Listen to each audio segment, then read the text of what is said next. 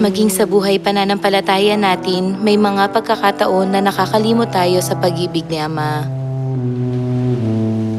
Pero hindi natin dapat nakalimutan kailanman ang pag-ibig ng makalangit na Ama na nagsakripisyo ng kanyang sarili upang iligtas tayo mula sa walang hanggang kamatayan at upang pagkalooban tayo ng buhay na walang hanggan. Para iligtas sa mga makasalanang nagtaksil sa kanya sa langit, hindi siya nagdalawang isip na tiisin ang sakit ng pagkakapako sa krus. Sa loob ng 37 taon, dumanas siya ng pagdurusa at ang kanyang katawan ay napuno ng mga kalyo at sugat, pero tiniis niya ang lahat ng ito alang-alang sa inyo.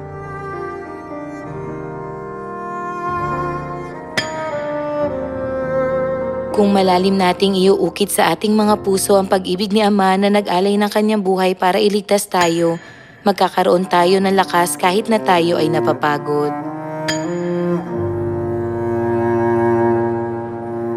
Kung makakalimot tayo sa kanyang pag-ibig at iisipin lang ang sarili, tiyak na mahihirapan tayo.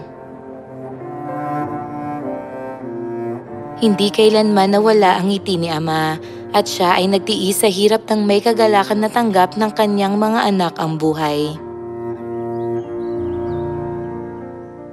Pakiusap, laging iukit sa ating mga puso na ang lahat ng kanyang tiniis ay tiniis niya para iligtas tayo.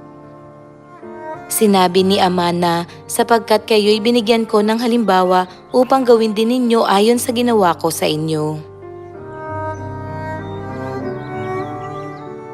Umaasa ako na tutularan niyo ang halimbawa ni Ama at gagabayan ang inyong mga kapatid ng may pag-ibig kahit na nangangailangan nito ng kaunting sakripisyo. Kinakailangan ng sakripisyo para magising ang isang tao at maakay siya sa kaharian ng langit. Ang mga anak ng Diyos ay dapat na matiyagang magtiis kahit na pinahihirapan sila ng ibang tao. Hindi nila dapat nasaktan ng iba, kundi sa halip dapat nilang tiisin ang sakit na nararamdaman nila at gawing komportable ang ibang tao. Saan man magpunta ang bayan ng Church of God, kilala sila sa pagiging mapagpaubaya, sa pagbibigay ng mainit na pagbati at sa pangunguna sa pagsasagawa ng may hirap na gawain. Ito ay patunay na sinusunod at isinasagawa natin ang kalooban ng Diyos.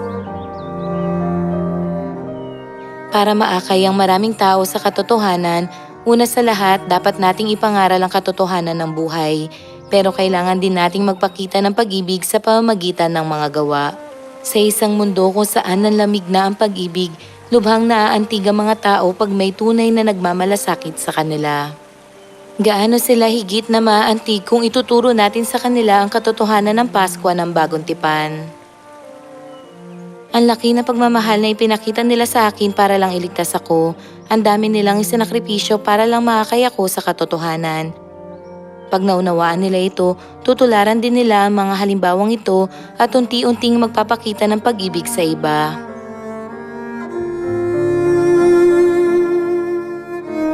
Bilang pagsunod sa halimbawa ni Ama, dapat niyong pangalagaan ang inyong mga kapatid ng may pag-ibig, inaakay sila sa kaharian ng langit.